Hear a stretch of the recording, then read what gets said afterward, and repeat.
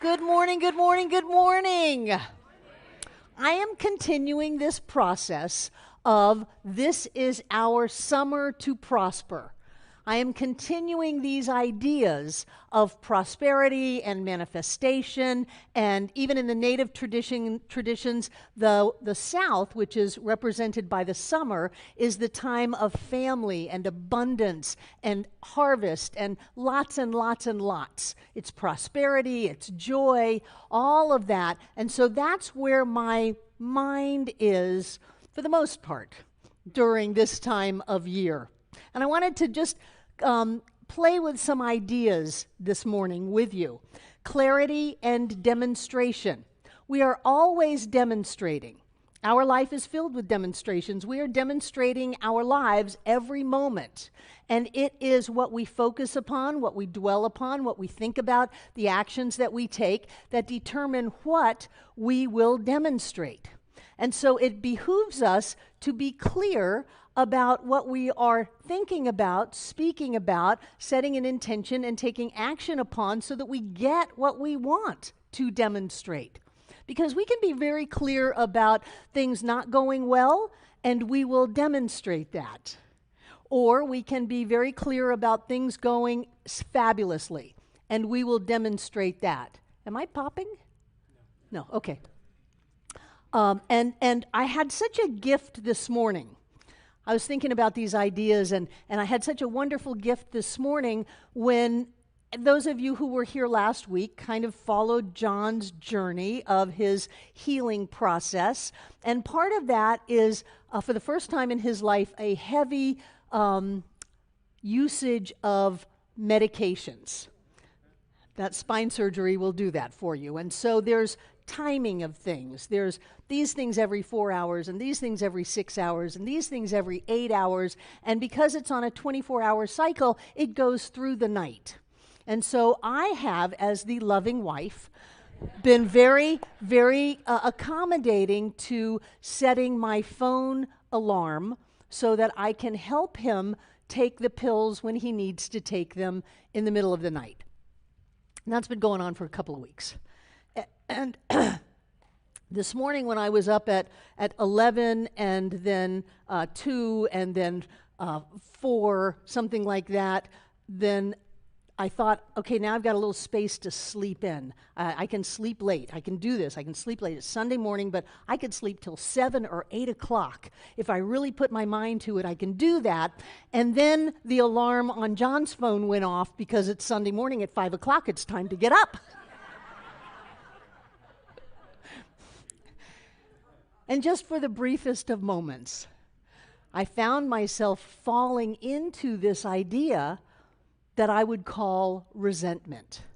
And it's not something that I usually play in, so I had some flags go around. But the old stinking thinking was, I haven't slept in weeks. I'm so tired. How come I didn't even set that alarm? And how come I have to get up and go turn the lights on and find it and log in, to stop ringing? And I had enough sense to say, Barbara, you are absolutely doing this because you want to. You have decided to do this. And if you don't want to do it, don't do it. These are talks I have with myself. Now I'm having them with you. If you don't want to do this, then don't do it. But for God's sakes, don't do something and then resent the doing of it. That's crazy. Because if I feel like there's something outside of me that is making me do what I don't want to do, I will create that in my life. And those of you who know me know that I create quickly, a lot, and often.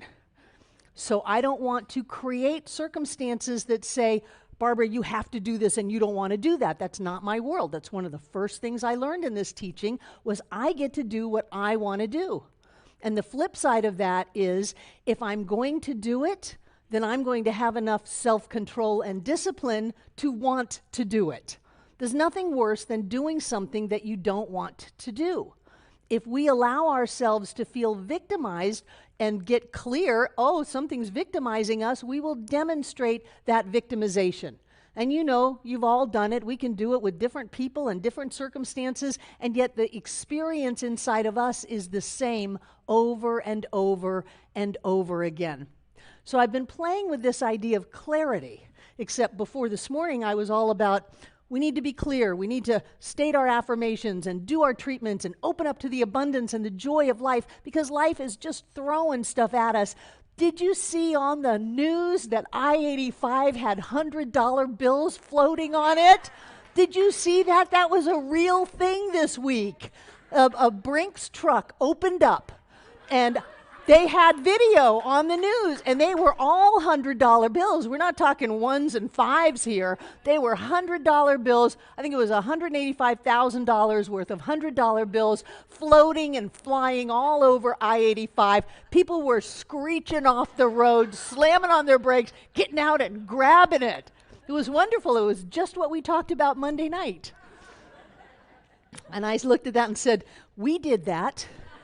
We did that by opening up to that possibility and then seeing it manifest in form. So I've been working on my talk about rah, rah, rah. We had practitioner candidates come in, and I paneled a couple of them. And the first one that came in said, I watch you all the time on YouTube. I'm there in your prosperity class. My partner and I are yelling and jumping up and down and doing our treatment for increased income. And I'm going, wow, people really do watch us. A lot of people watch us. We got our web stats Wednesday. We got our web stats for last month. 115,000 pages opened on our website. 115,000. The month before it was 114,000, but the month before that it was 30,000 less. So we made that jump of 30,000 and held on to it. People all around the world truly are learning science of mind through our center. We are a vehicle for good. Just can't help it. That's the way it is. So I'm working on this talk, and then I thought, but what is it that we do to sabotage ourselves? How do we play games that say, I don't deserve, I'm not good enough, I'm not as good as? How do we make up stories that say somehow I am not a powerful, creative, spiritual being alive and well on planet Earth? I'm a victim.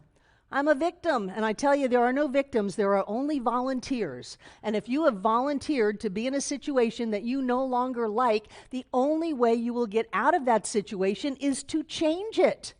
You've got to change it. You've got to change something inside of yourself, and then you've got to take some kind of action on the outside to shift the circumstances, or you just go round and round and round and round in the same situation over and over and over again.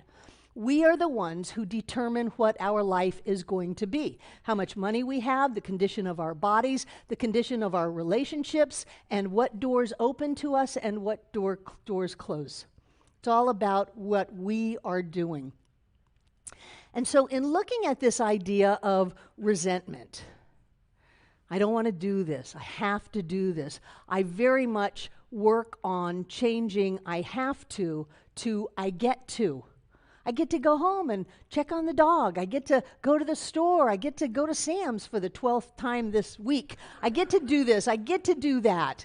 Because truly, it is my choice that I am doing this.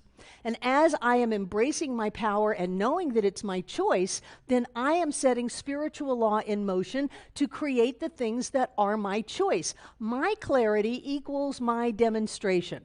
And I want to be able to expand in consciousness and demonstrate more and more and more good in my life. And to do that, I need to be clearer and clearer and clearer.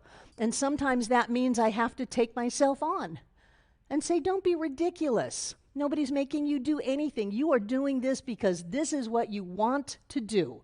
If you didn't want to do it, you would not be doing it. You would be doing something else. People come to me and say, oh, I think it's time to leave this relationship. And I go, I don't. If it were time for you to leave this relationship, you would already be gone. So you're not ready to go, so stop playing the game that you're not in 100%. When we're in 100%, we bring all of our tools into the game. We are able to be the being that we have come here to be and to use our resources inside of us, our power, to really make effective change. So if you're not out of the relationship or the job or the car or whatever, stay in it and do it well. Bring all of you into it so that if it does come time to go, you're gone, but you're gone clean and clear. If you're working on something, it's best to do it with a loving heart. It's best to do it with joy in your heart instead of, oh, I have to do this. I don't want to do this, but I'm obligated to do this. I'm so grateful this center does not recognize obligation. It's a bunch of doo-doo. It's a bunch of duty. We don't do that. Khalil Gibran said, work is love made visible. And if you cannot work with love in your heart, then it is better that you leave your work and go and sit outside the gates to the temple and beg alms from those who do. Because to bake a bread of indifference is to bake a bitter bread. So if you can't do what you're doing with love in your heart, then it's better that you just leave it and go find the love somewhere. Abraham says it's not what you do, it's how you do it. So do what you do with love and joy. Barbara Waterhouse says if you're in the kitchen doing dishes and you resent it, get out because you are poisoning everything. It is our job to bring the love into our experience. I learned a lot from my Native American teacher, Will Rockingbear. There's a thing in Native tradition called keeping your seat. And when you can keep your seat, you are present, you are clear, you're not bringing any old unresolved stuff with you, and you are able to participate from the highest level. I remember Rockingbear would look at me, he minced no words. And he would look at me and say, why don't you go bury all those dead bodies out in your front yard? I don't have dead bodies out, maybe a couple of dog bones, but I don't have dead bodies out in my yard. And he says, all of the relationships that you have not healed are like dead bodies piled up in your yard. Why don't you go take care of that? Why don't you go take care of your past? Why don't you go clean that up and heal that? And then it's okay for you to come into my circle and sit in ceremony with me. But I don't want you dragging in all of that unresolved stuff, all of that victimization, all of that struggle and suffering into my ceremony because you are not clear. Now, mind you, I was a religious science minister for about 20 years by now and thought I was really clear. Boy, that's one thing about having a teacher. You don't know what you don't know without one. So I was very grateful to have the opportunity to understand clarity at a greater level than I had before, to be able to be present and clear without dragging a bunch of garbage with me into my now moment. Nobody ever hurt you. Nobody ever took anything away from you. Nobody ever healed you. Nobody ever gave anything to you. It all came from the inside. It all comes from us. And when we go through life not clear about who we are, we go through life and we see that the story that we have made seems so real that we can point to it and say, see, there really are people out to get me. Life really is against me. God really doesn't like me. Things are just going to fall apart. What were those Murphy laws? They were horrible. If we live that way, we will create that, and then the new demonstration will be based on our clarity of lack and limitation and being less than, and we can create that great. That's when we need to take an inventory inside of ourselves and see what we're doing, and to look around and go, come on, Barbara, nobody's making you do anything. Everything that you do in your life, you do because you want to. You can hold your seat better than this. You think that you're out of energy? That never happens. We live in a universe filled with energy. You think you're out of resources? That's ridiculous. You just haven't opened your eyes enough for it. You can do this better. And I was reminded this morning of my time with Will Rockingbear and of our vision quest. That's where you pray for months on end, you do so much ceremony, and then you go up on a mountaintop with no food and no water. And you sit there for 4 days and 4 nights. Nobody comes to check on you. You don't have anything to protect yourself. You know, this is whatever you're creating is an outpicturing of your process. And you go up on that mountaintop and they say you cry for a vision. Well, I just cried. And then you come down on the 4th day at first light. And that tradition of Vision Quest is continuing on in Western North Carolina. And it was this morning at first light that the questers came down off the mountain, bringing their gifts of spirit to the people. You go up on a mountain, you're not distracted by food or even drink. I think the dehydration assists in the visions. But then you are wide open because there is nothing to do. You're surrounded by a little string of prayer ties, understanding that you are safe in the prayer ties, but if you leave your circle of prayers, you don't know what might be out there. Different universes. I mean, I have seen some pretty weird and wild stuff in Native American ceremony. So you're staying in your prayer ties, you're praying in whatever way is comfortable for you and doing nothing else. And then whatever the gifts of awareness are that you get, you bring them down and give them to the people. We become a channel for good, a channel for spirit to move through us. The Native people call it being as the hollow reed, and spirit blows through us in that sweet music. So we have to divest ourselves of all of our stories, of everything that we think we are, everything that we thought we were or that we can be. Your ego is not going to Vision Quest well. If it gets to be competitive, if it gets to be, oh, now I can put shaman on my business card, you know, all of that usually spells doom. What you do is you just open up to something new and greater. And it's in the letting go that allows us to be clear about who we are. You want to take something away from me? I don't care. I can go 4 days without water. You know what that's like?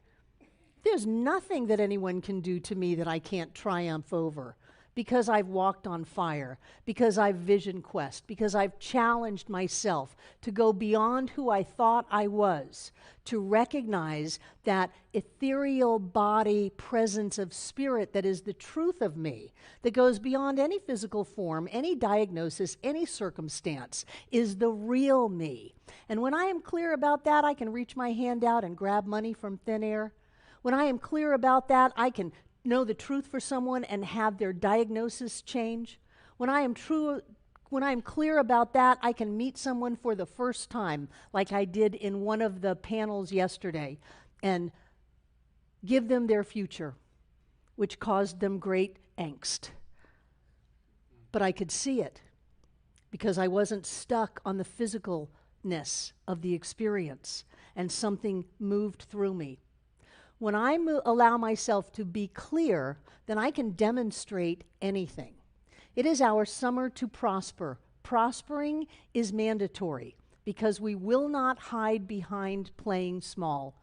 We will not say we can't be who we have come here to be because we don't have the $20 to pay the admission fee. We're not going to do that. And we're not going to just say, well, whatever, God, whatever you think might be good for me, just bring it on my way. No, I'm going to be clear to know that everything is an outpicturing of my state of consciousness, and my state of consciousness is clear that everything works together for my good. Everything unfolds for the highest and best of all concerned, that I can let go of any doubts or concerns or fears and allow that presence of the divine to move through me.